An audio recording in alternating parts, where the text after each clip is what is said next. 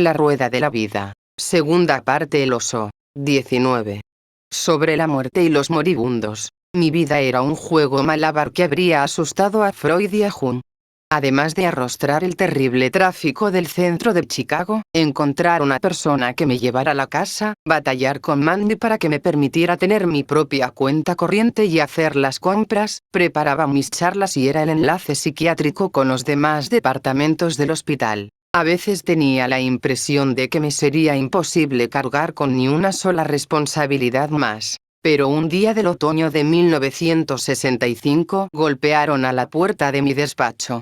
4 alumnos del Seminario Teológico de Chicago se presentaron y me dijeron que estaban haciendo investigaciones para una tesis en que proponían que la muerte es la crisis definitiva que la gente tiene que enfrentar.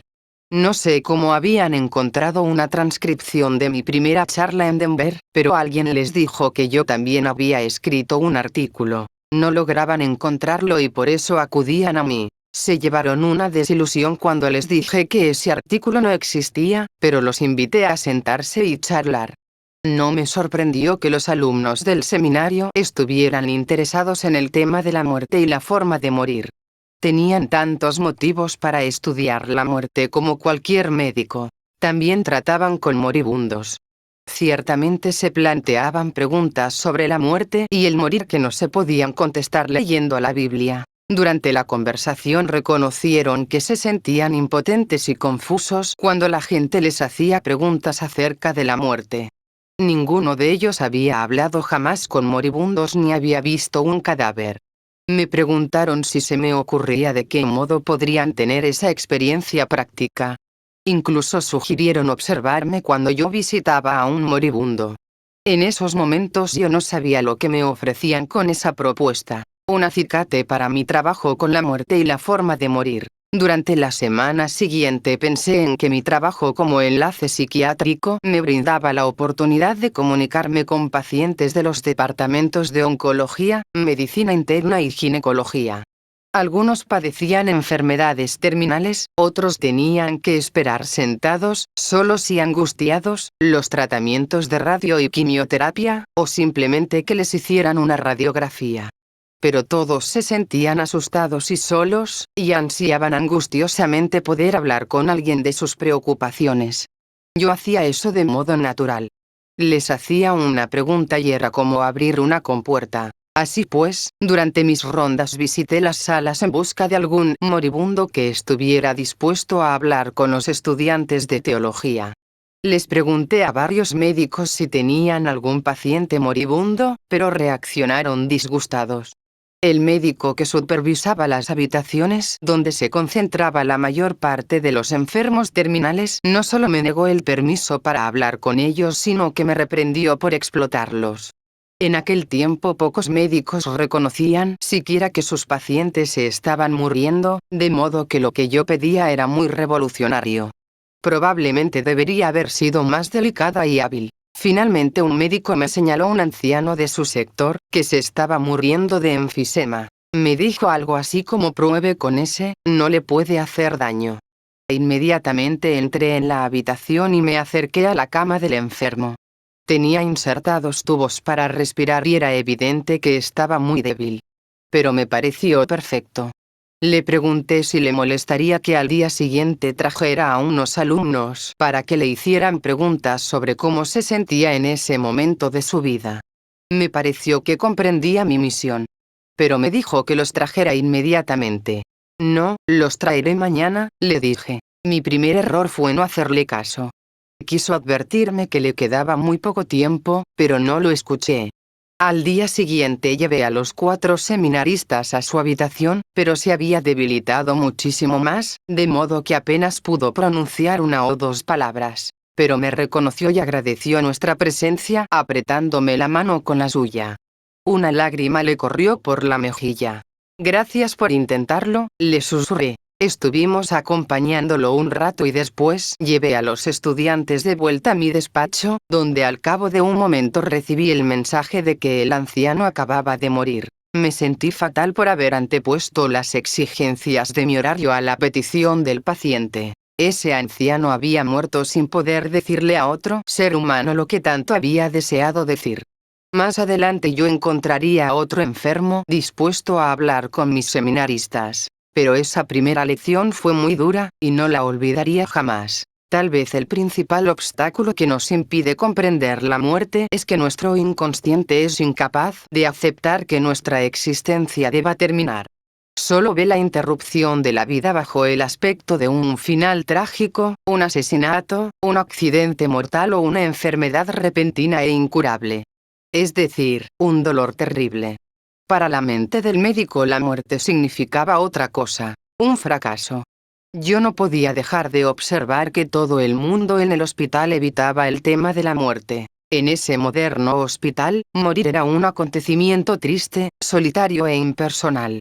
A los enfermos terminales se los llevaba a las habitaciones de la parte de atrás. En la sala de urgencias se dejaba a los pacientes absolutamente solos, mientras los médicos y los familiares discutían sobre si había que decirles o no lo que tenían.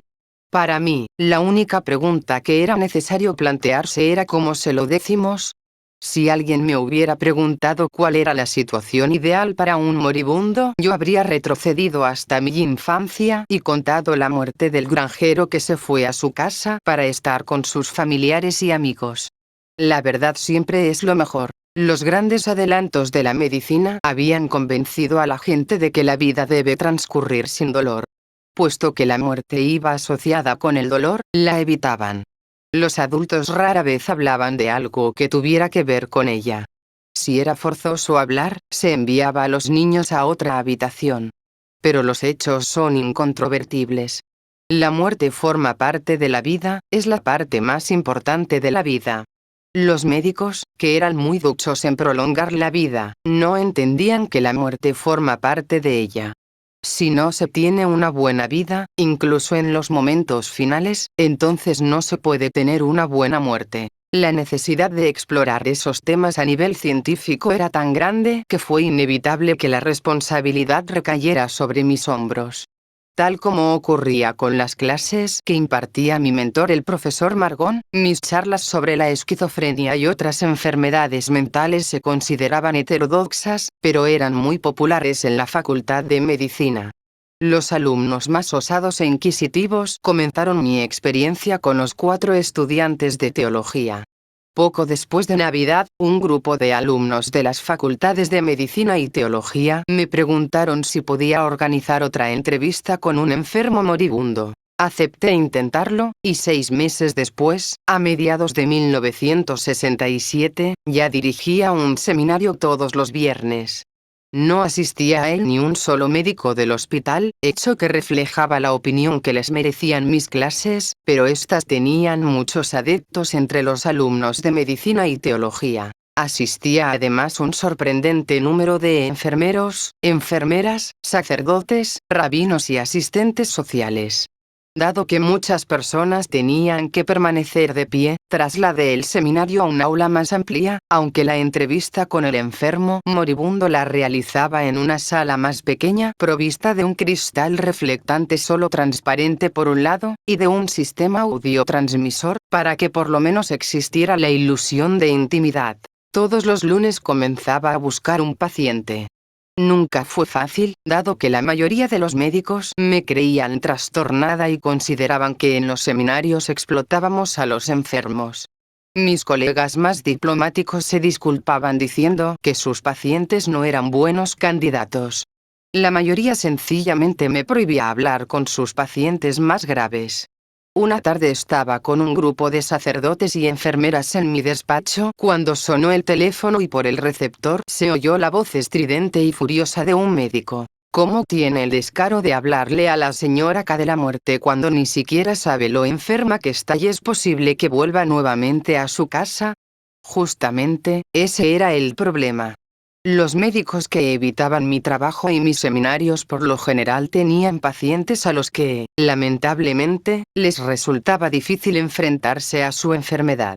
Dado que los médicos estaban tan ocupados con sus propias preocupaciones, los enfermos ni siquiera tenían la oportunidad de hablar de sus temores. Mi objetivo era romper esa capa de negación profesional que prohibía a los enfermos hablar de sus preocupaciones más íntimas. Recuerdo una de las frustrantes búsquedas de un enfermo adecuado para entrevistar, que ya he contado antes. Médico tras médico me informaron que en su sector no se estaba muriendo nadie. De pronto vi en el pasillo a un anciano que estaba leyendo un diario, bajo el titular "Los viejos soldados nunca mueren". Por su apariencia pensé que su salud estaba en declive y le pregunté si le molestaba leer sobre esos temas. Me miró con desdén, como si yo fuera igual que los demás médicos que preferían no tener que ver con la realidad. Bueno, resultó ser fabuloso para la entrevista. Mirando en retrospectiva, creo que mi sexo influía mucho en la resistencia con que me encontraba. Al ser una mujer que había sufrido 4 abortos espontáneos y dado a luz a 2 hijos sanos, yo aceptaba la muerte como parte del ciclo natural de la vida. No tenía otra alternativa. Era inevitable. Era el riesgo que se asume cuando se da a luz, a la vez que el riesgo que se acepta simplemente por estar viva. Pero la mayoría de los médicos eran hombres y, a excepción de unos pocos, para todos la muerte significaba una especie de fracaso. En esos primeros días de lo que se vendría a llamar el nacimiento de la tanatología, o estudio de la muerte, mi mejor maestra fue una negra del personal de limpieza. No recuerdo su nombre, pero la veía con regularidad por los pasillos, tanto de día como de noche, según nuestros respectivos turnos. Lo que me llamó la atención en ella fue el efecto que tenía en muchos de los pacientes más graves. Cada vez que ella salía de sus habitaciones, yo notaba una diferencia palpable en la actitud de esos enfermos. Deseé conocer su secreto. Muerta de curiosidad, literalmente espiaba a esa mujer que ni siquiera había terminado sus estudios secundarios, pero que conocía un gran secreto. Un día se cruzaron nuestros caminos en el pasillo. De pronto me dije lo que solía decir a mis alumnos: por el amor de Dios, si tienes una pregunta, hazla. Haciendo acopio de todo mi valor, caminé decidida hacia ella, de manera algo agresiva tal vez, lo cual de seguro la sobresaltó, y sin la más mínima sutileza ni encanto le solté: ¿qué les hace a mis enfermos moribundos? Lógicamente ella se puso a la defensiva. Solo les limpio el suelo, contestó educadamente, y se alejó. No me refiero a eso, dije, pero ya era demasiado tarde. Durante las 2 semanas siguientes, nos espiamos mutuamente con cierta desconfianza. Era casi como un juego. Finalmente, una tarde ella se hizo la encontradiza conmigo en un pasillo y me arrastró hacia la parte de atrás del puesto de las enfermeras. Todo un cuadro, una ayudante de cátedra vestida de blanco arrastrada por una humilde mujer de la limpieza, de raza negra. Cuando estuvimos totalmente a solas, cuando nadie podía escucharnos, me contó la trágica historia de su vida y desnudó su alma y corazón de una manera que superaba mi comprensión. Procedente del sector sur de Chicago, había crecido en un ambiente de pobreza y penalidades. Vivía en una casa sin calefacción ni agua caliente donde los niños siempre estaban malnutridos y enfermos. Como la mayoría de la gente pobre, no tenía ninguna defensa contra la enfermedad y el hambre. Los niños llenaban sus hambrientos estómagos con avena barata, y los médicos eran para otra gente. Un día su hijo de 3 años enfermó gravemente de neumonía. Ella lo llevó a la sala de urgencias del hospital de la localidad, pero no le admitieron porque debía $10. Desesperada, caminó hasta el hospital Condalcook, donde tenían que admitir a las personas indigentes. Desgraciadamente, allí se encontró en una sala llena de personas como ella, muy enfermas y necesitadas de atención médica. Le ordenaron que esperara. Pero pasadas 3 horas de estar sentada allí esperando su turno, vio a su hijo resollar, lanzar un gemido y morir acunado en sus brazos. Aunque era imposible no sentir pena por esa pérdida, a mí me impresionó más el modo en que contaba su historia. Aunque hablaba con profunda tristeza, no había en ella nada de negatividad, acusación, amargura ni resentimiento. Su actitud era tan apacible que me sorprendió. Lo encontré tan raro y yo era tan ingenua que casi le pregunté: ¿por qué me cuenta todo esto? ¿Qué tiene que ver esto con mis enfermos moribundos? pero ella me miró con sus ojos oscuros bondadosos y comprensivos y me contestó como si hubiera leído mis pensamientos. Verá, la muerte no es una desconocida para mí. Es una vieja conocida. Me sentí como la alumna ante la maestra. Ya no le tengo miedo, continuó en su tono tranquilo y franco. A veces entro en las habitaciones de esos enfermos y veo que están petrificados de miedo y no tienen a nadie con quien hablar. Me acerco a ellos. A veces incluso les toco la mano y les digo que no se preocupen, que no es tan terrible. Después se quedó en silencio. Poco después conseguí que esa mujer dejara de dedicarse a la limpieza y se convirtiera en mi primera ayudante. Ella me ofrecía el apoyo que necesitaba cuando no lo encontraba en ninguna persona. Eso solo fue una lección que he tratado de transmitir. No es necesario tener un gurú ni un consejero para crecer. Los maestros se presentan en todas las formas y con toda clase de disfraces. Los niños, los enfermos terminales, una mujer de la limpieza. Todas las teorías y toda la ciencia del mundo no pueden ayudar a nadie tanto como un ser humano que no teme abrir su corazón a otro. Doy gracias a Dios por esos pocos médicos comprensivos que me permitieron acercarme a sus pacientes moribundos. Todas aquellas visitas introductorias seguían el mismo protocolo. Vestida con mi bata blanca, en la cual aparecía mi nombre y mi cargo, enlace psiquiátrico, les pedía permiso para hacerles preguntas delante de mis alumnos acerca de su enfermedad, de su estancia en el hospital y cualquier problema que tuvieran. Jamás empleaba las palabras muerte ni morir mientras ellos no sacaran el tema. Les daba a entender que solo me interesaban sus nombres, edad y diagnóstico. Generalmente a los pocos minutos el paciente aceptaba. De hecho, no recuerdo que ninguno se haya negado nunca. Normalmente el auditorio se llenaba media hora antes de que comenzara la charla. Con unos cuantos minutos de antelación yo llevaba personalmente al enfermo, en camilla o silla de ruedas, a la sala para la entrevista. Antes de comenzar me retiraba hacia un lado para rogar en silencio que la persona enferma no sufriera ningún daño y que mis preguntas la estimularan a decir lo que necesitaba decir. Mi súplica se parecía a la oración de los alcohólicos anónimos. Dios mío, dame la serenidad para aceptar las cosas que no puedo cambiar, el valor para cambiar las que puedo cambiar, y la sabiduría para discernir entre ambas. Una vez que el paciente comenzaba a hablar, y para algunos emitir un simple susurro era un terrible esfuerzo, era difícil parar el torrente de sentimientos que se habían visto obligados a reprimir. No perdían el tiempo con banalidades. La mayoría decía que se habían enterado de su enfermedad no por sus médicos, sino por el cambio de comportamiento de sus familiares y amigos. De pronto notaban distanciamiento y falta de sinceridad, cuando lo que más necesitaban era la verdad. La mayoría decía que encontraban más comprensión en las enfermeras que en los médicos. Ahora tiene la oportunidad de decirles por qué, les apuntaba yo. Siempre he dicho que los moribundos han sido mis mejores maestros, pero hacía falta tener valor para escucharlos.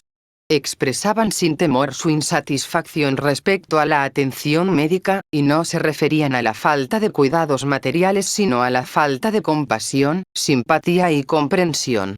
A los médicos experimentados les molestaba oírse retratar como personas insensibles, asustadas e incapaces. Recuerdo a una mujer que exclamó casi llorando: «Lo único que quiere el doctor es hablar del tamaño de mi hígado. ¿Qué me importa a mí el tamaño de mi hígado en este momento? Tengo 5 hijos en casa que necesitan atención. Eso es lo que me está matando. Y nadie aquí me habla de eso». Al final de las entrevistas los pacientes se sentían aliviados. Muchos que habían abandonado toda esperanza y se sentían inútiles disfrutaban de su nuevo papel de profesores. Aunque iban a morir, comprendían que era posible que su vida aún tuviera una finalidad, que tenían un motivo para vivir hasta el último aliento.